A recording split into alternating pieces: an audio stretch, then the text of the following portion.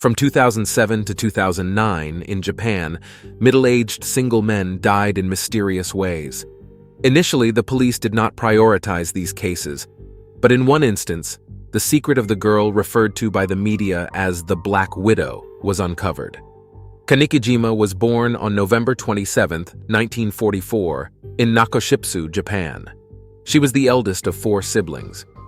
While the names of her relatives were not published, it is known that her father was a notary and her mother a piano teacher.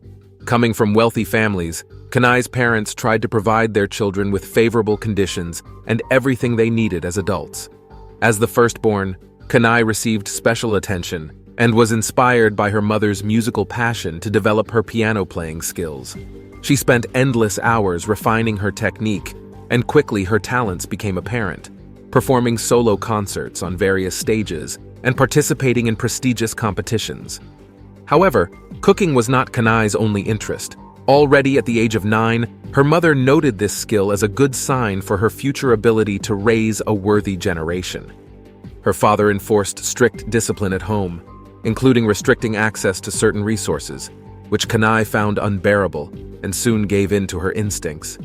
In high school, she learned her father had $21,000 in cash at home, which she took and spent on clothes and designer handbags. When her father learned of this, he punished Kanae by cutting her allowance. But contrary to his wishes, she did not regret her actions and instead longed for even more money. This led her back into the fascinating world of dating, where she began offering her companionship to older men for generous financial rewards. In this context, she entered into a relationship with a man in his 40s, whose identity remains unknown. Under his influence, Kanae stole a classmate's bank card, and together they withdrew about $80,000. When authorities discovered them, they were arrested and brought to trial. However, since Kanae was still a minor, she received a probation sentence. Nevertheless, she maintained excellent academic performance and graduated from high school. Afterwards, she decided to move to Tokyo and enroll in the Faculty of Economics. However, Kanae almost immediately lost interest in her studies and dropped out of college. Nevertheless, the city enchanted her, and she did not want to leave. To make ends meet, Kanae took on several temporary and unstable jobs, one of which was as a waitress in a fast food restaurant. Long working hours, difficult conditions, and low wages did not allow her to rest. She constantly worried about how to pay the rent for the apartment she hated because it was very modest. It was only a matter of time before Kanae adopted a new reprehensible habit. She entered stores and stole cosmetics, books, and even money by pretending to be an ordinary customer. Although she was caught several times, she managed to avoid arrest. These random thefts were not enough to sustain the lifestyle she aspired to, so Kanae quit her job and decided to go to an escort club. These establishments offered services ranging from conversations and social gatherings to more intimate interactions. Clients had the opportunity to choose a woman based on the information provided. However, at a height of 1.5 meters and weighing 105 kilograms, Kanae did not meet generally accepted beauty standards, so she initially did not attract much attention. But everything changed when she met the pimp Takuchi, who became her mentor. He taught her how to satisfy a man, inspired her to develop a complete marketing strategy, and advised her to look for middle-aged or older men with low self-esteem who were not inclined to desire the women they really wanted. Kanae recognized the value of her own abilities and strengths and began to develop emotional relationships with her partners. She discovered that kindness and attention not only attracted attention, but also appreciation. Kanae became an expert in the art of seduction, capable of reading people and understanding what they wanted. She discovered a new, unprecedented strength in herself. At that time, Kanae adopted the pseudonym Sakura and invented the story that her father was a professor at the prestigious University of Tokyo, the most elite educational institution in the country. On other occasions, she introduced herself as a nurse, therapist, or famous chef. All these fictional stories created a captivating image. One of the clients who fell into this new role was Sadao Fukuyama. They met in February 2001 in a bar, and their communication was so intense that they became a couple within 2 weeks. But not only that, The man, who had previously distinguished himself by frugality and precision in spending, made the mistake of trusting her, which Kanae shamelessly exploited. First, she invented a story about the death of her parents in a plane crash, and said that she could not pay the tuition fees at the music school in Boston, where she allegedly studied. Sadao promised to cover all costs, and in return, she would come to visit him once a month from the USA. The man looked forward to these visits, elegantly dressed and deeply in love with the woman he considered his bride, while Kanae used the opportunity to deplete most of his savings. After a few years, Kanae ended the relationship when she realized that she had exhausted all of Sadao's financial resources. She was cunning and manipulative, leaving no traces that could lead to her discovery. When Sadao suspected he had been deceived and tried to report her, the evidence was not sufficient to file a lawsuit. A few months later, in August 2007, Sadao came home late from work. Worried, one of his colleagues went to his house and found him dead in the shower. When the news became known, Kanae transferred $50,000 from her ex-fiancé's funds to her bank account. Since the police could not determine the cause of death, the case was classified as a domestic accident. In 2008, Kanae became interested in the development of the internet in Japan. After analyzing the obvious advantages of the virtual world, she decided to change her strategy. Under the pseudonym Sakura, she created a profile on major local social networks dedicated to dating. In her description, she made it clear that she was seeking a serious relationship to start a family. Kanae perfectly understood the characteristics and needs of her potential victims. She knew they were mostly men with high work and social stress, high income, and a void in their souls. Moreover, her strategy was to adapt to the situation and change according to the preferences of her interlocutors. In this sense, Kanae sometimes appeared as a young woman seeking true love, a talented pianist, or even as a pet store owner with a passion for cooking. It didn't take long for her to become a virtual celebrity. Her profile mainly attracted mature and older men who wanted to add some dignity to their age. One of those who fell in love with Kanae was Tada, a 53-year-old systems engineer who lived in a suburb of Tokyo. Since his daily routine consisted of commuting from work to home, the only people he had contact with were his mother and his sister. In February 2008, Tokyo decided to meet someone online.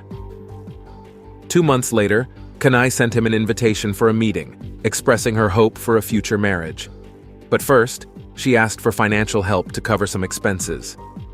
At the same time, Kanae posed as a nurse and caregiver, responding to ads posted by Kenzo, an 80-year-old man living in Noda City in Chiba Prefecture.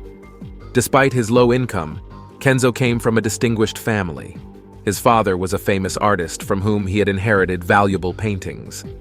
Additionally, Kenzo suffered from several health issues. During their first conversation, Kanae sent him a carefully retouched photo where part of her body was barely visible. Kenzo was impressed and hired her as a nurse and cook. Not only did Kanae prepare a special dish for him, but she was also ready to do anything to please him. In this way, she gained his devotion and gratitude. A month later, Kanae asked Ken for a loan, saying the money was needed to finance her university studies. Without hesitation, he gave her all his savings. Meanwhile, Kanae manipulated Takao's feelings, who unreservedly told his mother about the exceptional treatment he was receiving from his bride-to-be and his plans to marry. Kenzo was so filled with trust in Kanae that he gave her a copy of his house keys. However, the man soon fell into a coma and had to be hospitalized. In his absence, Kanae entered and left his house, taking his paintings, which she then sold at high prices. Additionally, she simultaneously deceived other men, whose names were not disclosed in all cases, but it is known that their ages ranged between 40 and 50. While Takao dreamed of living together, Kanae already had a plan that was entirely different. After buying electric stoves online, she agreed to meet him at her house and brought sleeping pills with her. After preparing dinner for both, she crushed some pills and mixed them into the food. A few minutes later, Takao lost consciousness. Kanae dragged him into the room, closed all doors and windows, set up the stove, laid charcoal on it, and turned it on before leaving. She then transferred $121,000 from Takao's account to her own bank account, also taking the house keys and the computer. Days later, on February 4, 2009, Takao's boss came to his house to check if everything was all right. Receiving no response, he contacted local authorities, and Takao's lifeless body was discovered. After analyzing his call history, investigators found that his contact list contained only his mother, his sister, and Kanae under the pseudonym Sakura. When officers contacted Kanae, she reported that Takao was emotionally unstable and probably died after suffering the distress of her rejecting his marriage proposal. Given the absence of signs of violence, this version seemed plausible to the police, and the investigations were therefore not pursued further. After he awoke from the coma, Kenzo returned home. On the evening of May 15, 2009, Kanae visited him as usual. She sat with him and began preparing dinner, but this time added a special ingredient to his dishes: tranquilizers. As soon as Kenzo fell asleep, she locked him in the room and repeated the procedure with the plates, as she had done with her other victims. Before leaving, she accessed Kenzo's bank account and transferred $13,000 to her own. However, this time one of the electric stoves caught fire, and the flames engulfed the entire house. Kenzo died instantly from fatal burns. A subsequent autopsy revealed that the man had consumed an unusually large number of sleeping pills, although it also turned out that he had never previously taken such medications. The authorities recognized his death as an accident. Meanwhile, Kanae continued to block and search online for more victims. In July 2009, Isayuki Yude stumbled upon her account and sent her a message. Unable to resist her charm, Isayuki, a 41-year-old single man, in addition to his salary, received income from renting family properties. Moreover, he was very close to his mother who lived in Kijima. During their first conversation, Kanae introduced herself as Dr. Randine, seeking a man who could financially support her and whom she could marry. Isayuki was fascinated by her words and invited the girl to a meeting in 2 days. Over the days, Kanae made it clear to Isayuki that their relationship was getting stronger. They announced their engagement and began making wedding plans. Then, she persuaded him to transfer $30,000 under the marriage contract to finance her studies. August 5, 2009, was marked as a special date in the couple's calendar. For this occasion, they planned a trip to Kijima, where they intended to relax for 3 days. At the same time, the main reason for Isayuki's excitement was the meeting of the two most important women in his life, his mother and Kanae. He was so excited that he wanted to share his happiness on his own blog and even announced his upcoming wedding. To honor the holiday, Kanae prepared a lavish dinner, and unbeknownst to Isayuki, she crushed various substances and sprinkled them into his food. At the end of the evening, they drove a rental car to their destination. Upon arriving in Fujimi City, the couple parked in the parking lot. At that moment, the pills took effect on Isayuki, and he fell into a deep sleep. Then Kanae turned on the electric stove, ignited the charcoal, and left the man locked in the car. Everything was as usual, but this time she made a mistake. Kanae forgot to leave her keys in the car. At that point, the only surveillance camera recorded her leaving the parking lot. Kanae then stole $35,000 from Isayuki's account. When the police discovered the body, they initially assumed that the man had died by himself. However, when it turned out that the car keys were nowhere to be found, this caused confusion. Almost immediately, this feeling turned into suspicion, since no note was found that could justify Isayuki's actions. Moreover, there were no traces of charcoal on his hands or clothes. According to Isayuki's mother, her son had no reason to make such a drastic decision. In fact, he was more than satisfied with what life had to offer. The investigators, after studying his blog, confirmed this. An autopsy revealed that the cause of death was carbon monoxide poisoning, but also uncovered another detail: traces of tranquilizers in his body. In summary, the police concluded that, along with Isayuki, 3 bachelors had died under similar circumstances that year, raising concerns and suspicions. When the police gained access to the recordings, Kanae was released, but the lack of additional cameras did not allow for the discovery of crucial evidence. However, from that moment on, all investigations focused on her. When Isayuki's computer was analyzed, it was revealed how they had met. When the investigators approached Kanae, she stated that she had met Isayuki the day before and had left him alone. She also suggested that the man might have done something to end his life after her departure. Despite Kanae's statement, the police decided to initiate a thorough investigation and gather information on all deaths and fraud cases related to her. On September 15, 2009, Kanae came into contact again on a virtual platform with another 43-year-old man, whose name remains unknown. In this case, the girl posed as an American student studying culinary arts in Japan. She also led me to believe that she was facing family troubles and financial difficulties funding her studies.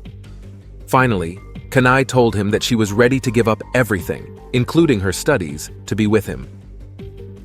The next day, her lover transferred $17,000 to her, and a few days later, Kanae moved into his house. At the same time, she purchased 2 electric stoves and then proceeded to cut all the fire alarm cables in the house. Kanae's plan was foiled when, on September 23, 2009, the groom's sister came to stay at the residence for a few days. The sister immediately became suspicious of her new sister-in-law and tried to convince her brother not to continue the relationship. It got even worse when he told her about the strange circumstances of their acquaintance and the money he had lent to Kanae. Then, the sister decided to follow her intuition and told the police everything she knew. On September 25th, the police arrived at the residence and arrested Kanae on fraud charges. When they searched the room, they discovered that all the alarm devices were turned off, indicating that the girl was about to carry out a typical procedure. During the search, various medications were found, including several classes of drugs that cause drowsiness and sedation. Moreover, the investigators found all her online purchases of cooking appliances on her computer.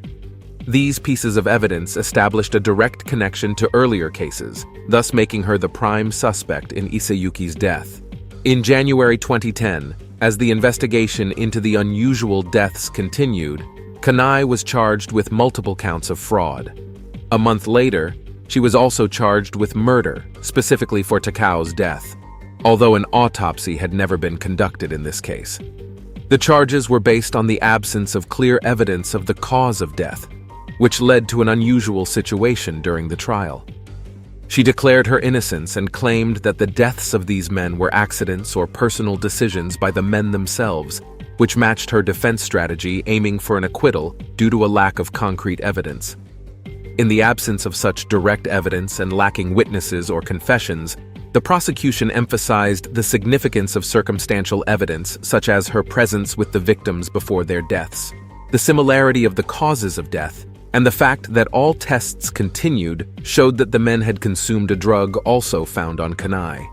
The prosecution also stated that the girl had received large loans from 3 of her victims and had killed them to avoid repaying the money. Prosecutors argued that Kanae had poisoned the 3 victims with charcoal and electric stoves to confuse the authorities, as death by poisoning is a common method of murder in Japan. Finally, on April 13, 2012, a jury found Kanae guilty of murdering 3 men, and the court subsequently sentenced her to death. Kanae was on death row and continued to write in her blog, discussing her experiences, and the fame she gained even brought her financial support from some fans who were willing to improve her living conditions. Incredibly, one of the fans who financially supported her eventually married Kanae. This happened in 2016, and according to available data, the man was about 60 years old. After an accident, however, he became disabled, which made further financial support impossible, and then Kanae divorced him. Kanae also used her time behind bars to write memoirs, which were then published weekly in a women's magazine. At the same time, she published an autobiographical novel titled Praise. 100 days after the divorce, Kanae remarried, this time to a real estate company. But after a few months, they divorced in 2018. Kanae decided to marry again, this time The chosen one was a 40-year-old man who worked at the publishing house responsible for publishing her book. As she awaited her execution, Kanae continued to lead an active, controversial life that drew both admiration and condemnation.